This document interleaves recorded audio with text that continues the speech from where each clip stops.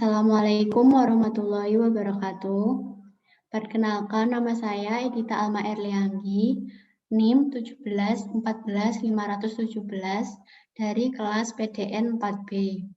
Di sini saya akan mempresentasikan laporan praktikum Supply Chain Management. Pada presentasi ini, saya akan membahas mengenai yang pertama, pendahuluan yang berisi latar belakang, tujuan, dan batasan masalah.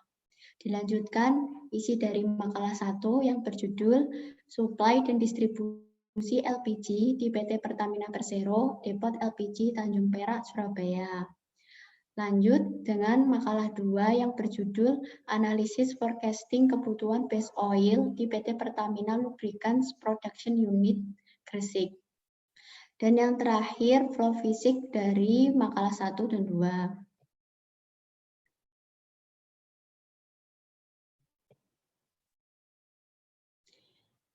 Masuk ke latar belakang makalah 1, yaitu Undang-Undang Nomor 22 Tahun 2001 tentang Minyak dan Gas Bumi serta Peraturan Presiden Nomor 5 Tahun 2006 tentang Kebijakan Energi Nasional dalam rangka pengurangan subsidi minyak tanah dan konversi ke LPG.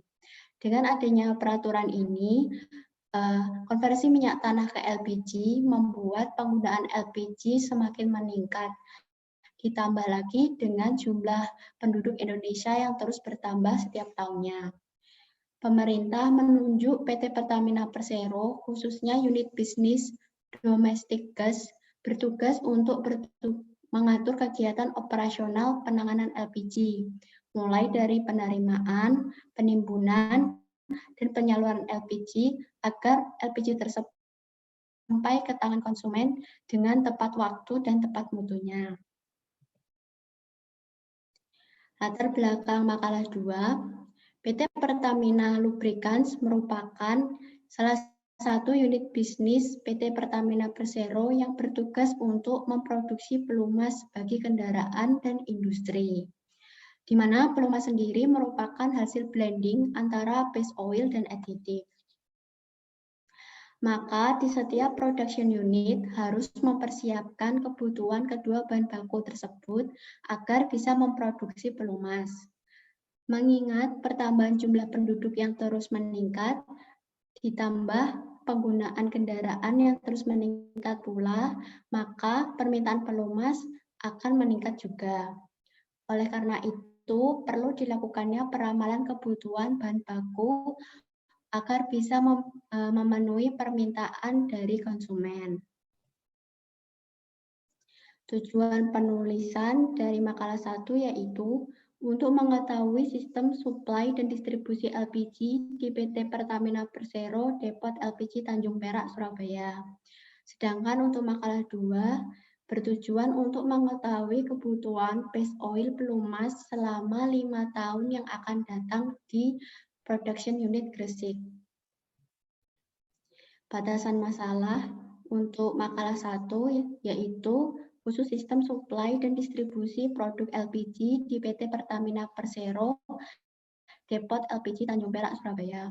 Untuk makalah 2 yaitu analisis forecasting kebutuhan base oil dengan menggunakan data kebutuhan pelumas dan base oil selama 5 tahun terakhir untuk memprediksi kebutuhan base oil selama 5 tahun ke depan. Masuk ke makalah 1 yaitu suplai dan distribusi LPG, di mana Depot LPG Tanjung Perak mendapatkan suplai LPG mix, yaitu mix dari propan dan butan, dari STS Kalbut dan Teluk Semangka dengan menggunakan tanker. Tanker yang digunakan sendiri merupakan jenis pressurized. Lalu LPG tersebut akan didistribusikan ke berbagai konsumen di wilayah Jawa Timur. Proses suplai LPG dengan menggunakan tanker yaitu yang pertama rencana kedatangan tanker, di mana pihak Marine dan Gasdom akan menginfokan kedatangan tanker kepada pihak Depot LPG untuk mengkoordinasikan mengenai ketersediaan ALEDS dan jalur penerimaan. Selanjutnya ada tahap persiapan sebelum tanker tiba, di mana pihak Marine akan mengkoordinasikan dengan pihak tanker mengenai lokasi sandar di dermaga. Lalu pihak Marine akan memberikan informasi kepada pihak depot, yaitu bagian RSD, untuk mengkoordinasikan mengenai alerts dan persiapan discharge.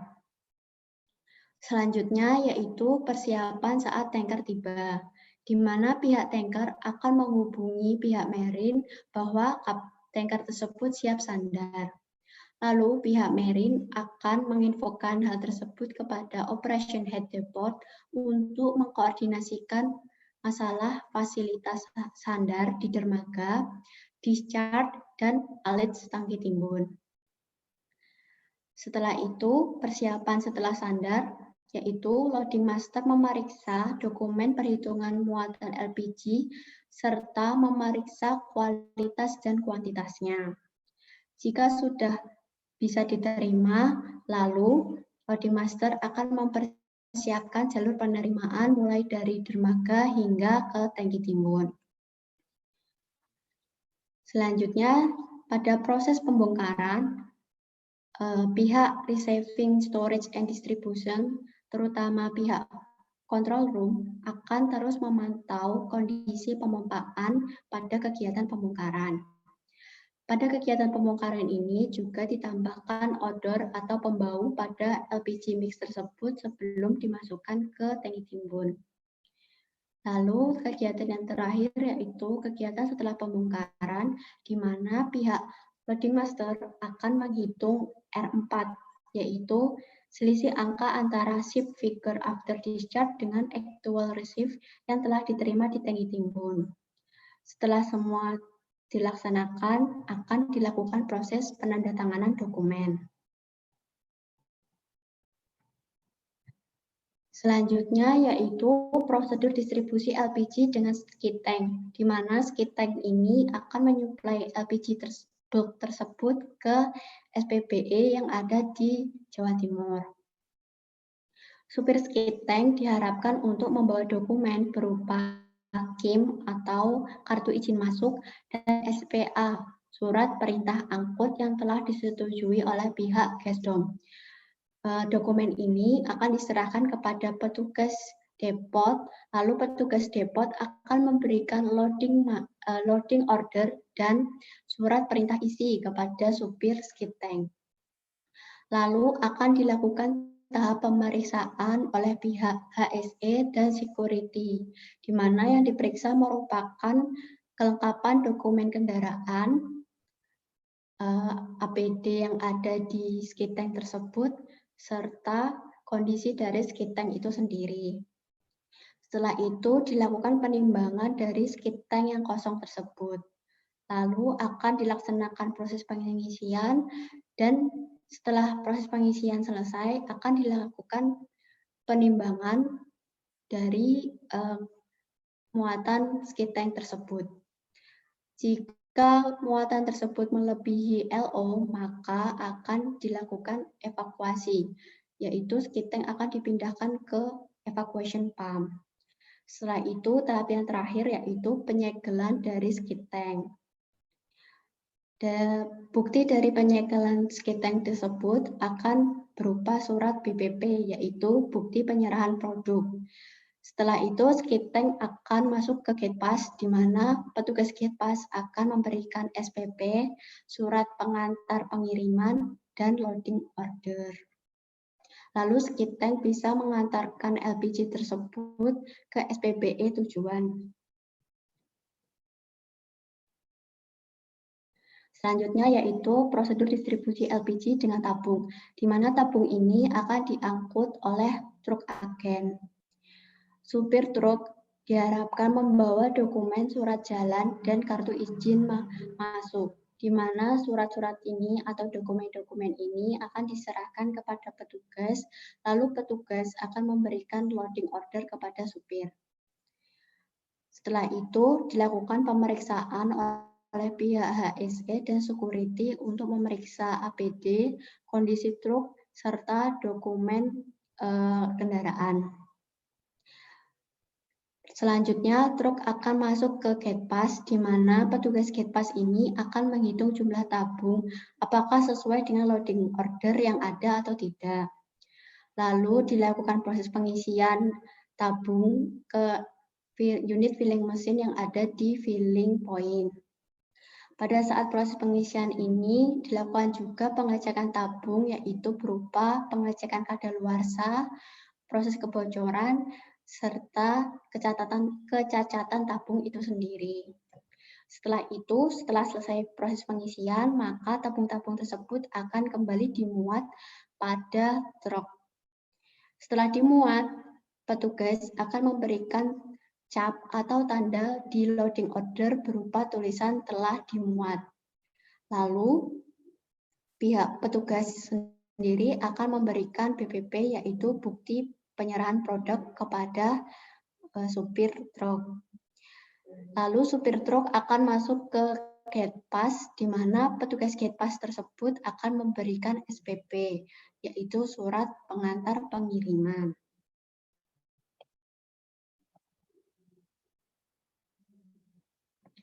Selanjutnya, ada pola supply dan distribusi LPG, di mana supply LPG sendiri, yaitu LPG mix yang ada di depot LPG Tanjung Perak, disuplai dari mothership impor dari Singapura, lalu pada proses ship to ship di STS Kalbut maupun Teluk Semangka. Dilakukan proses penerimaan atau pemindahan LPG dari mothership ke tanker yang lebih kecil. Setelah itu, tanker akan mengirimkan LPG mix tersebut ke depot LPG Tanjung Perak. Lalu dilaksanakan proses penimbunan pada spherical tank. Setelah dilakukan proses penimbunan pada spherical tank, dilanjutkan dengan proses penyaluran. Ada dua titik proses penyaluran. Yang pertama itu filling sheet, dan yang kedua filling point. Untuk filling sheet digunakan untuk proses penyaluran bulk atau LPG curah, di mana akan disalurkan dengan menggunakan mobil skid tank. Nah, mobil skid tank ini akan menyalurkan LPG tersebut ke SPBE maupun ke industri. Sedangkan untuk filling point itu merupakan proses penyaluran dengan menggunakan tabung. Nah, setelah tabung-tabung tersebut diisi, maka akan diangkut ke dalam truk, lalu akan disalurkan ke konsumen akhir, yaitu rumah tangga maupun industri kecil menengah.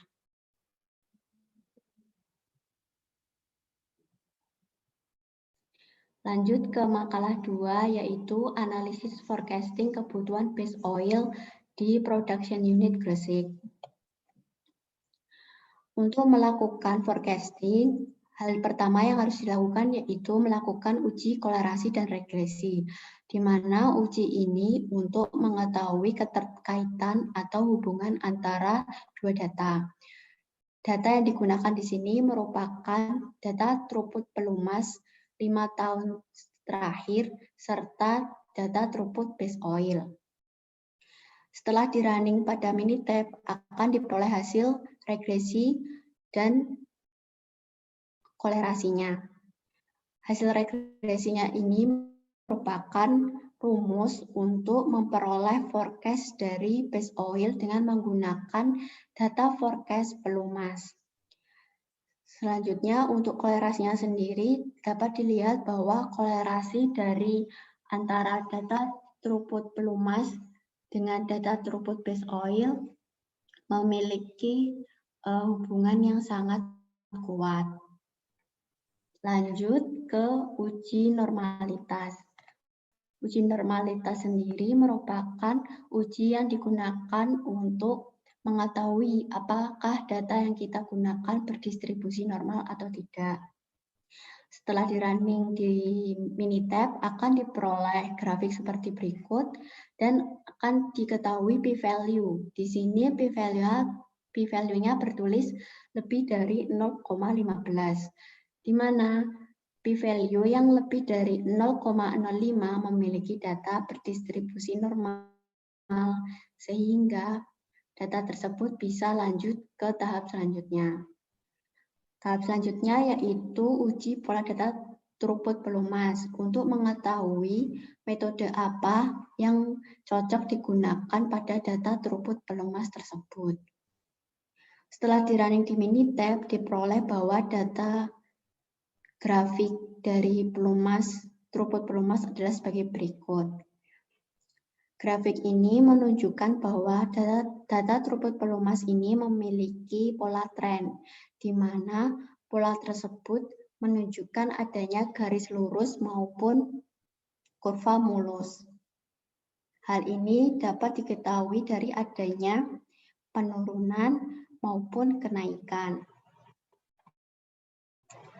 Pada pola tren terdapat 4 model yang dapat digunakan untuk melakukan forecast, yaitu linear trend analysis, quadratic, S-curve, dan exponential growth. Selanjutnya dilakukan pengukuran akurasi dari keempat metode tadi yang telah di-running. Di sini kita akan menentukan metode mana yang paling cocok untuk melakukan forecast throughput pelumas. Hal ini dengan membandingkan error-error yang ada. Dapat dilihat bahwa kuadratik memiliki angka error baik dari MAPE, MAD, dan MSD yang paling kecil. Sehingga dapat dikatakan bahwa metode yang paling cocok yaitu kuadratik. Selanjutnya melakukan forecast dari throughput pelumas.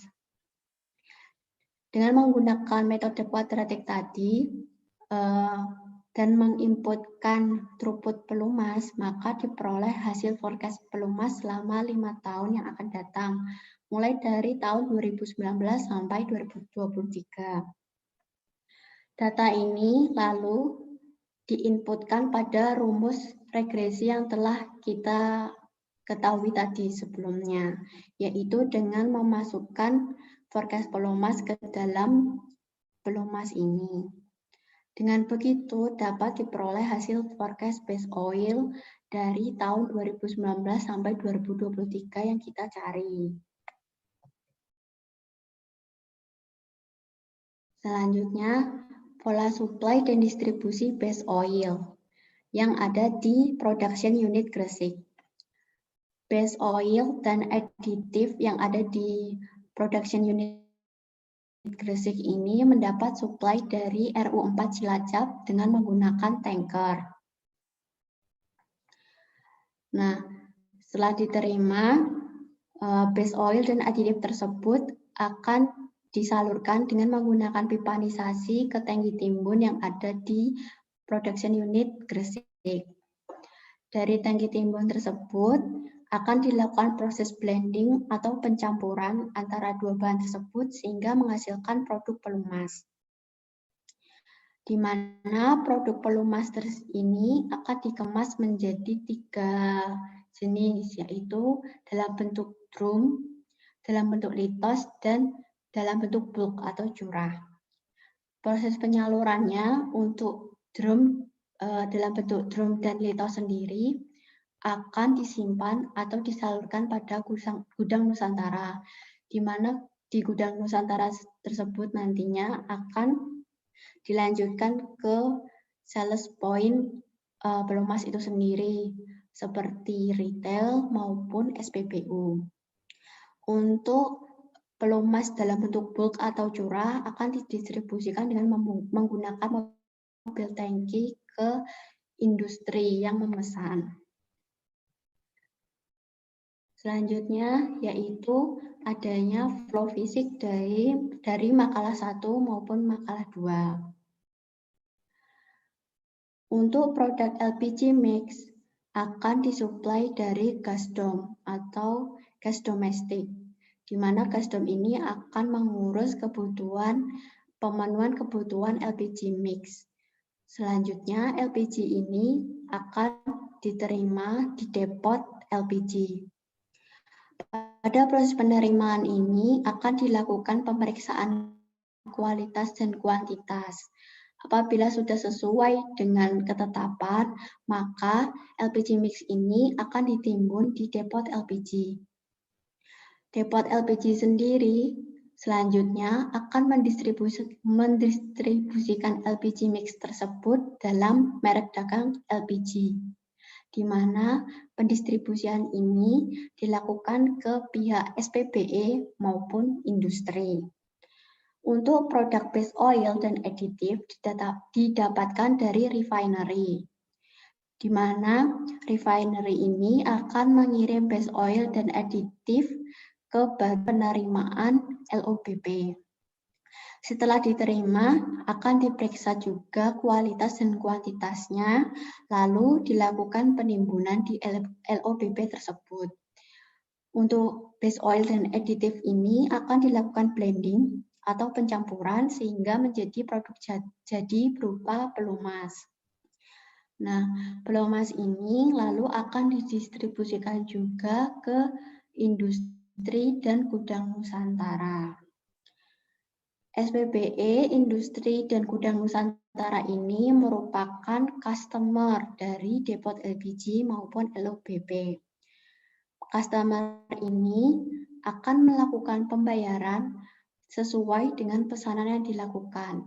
Proses pembayaran ini akan dilakukan melalui bank, di mana bank akan mencatat atau menginput semua transaksi yang ada dengan menggunakan software MySAP. MySAP sendiri ini merupakan software yang dapat mengintegrasikan antara aliran finance atau keuangan yang ada dan aliran informasi yang didapat sehingga dapat diakses oleh dua belah pihak. Nah, baik pihak bank tersendiri maupun pihak MOR. Dari data MySAP ini, pihak MOR dapat mendeteksi atau melihat transaksi yang telah dilakukan, sehingga pihak MOR sendiri dapat memperhitungkan kebutuhan selanjutnya untuk LPG mix yang akan dilakukan oleh pihak Gasdom maupun base oil dan aditif yang akan dilakukan oleh pihak refinery.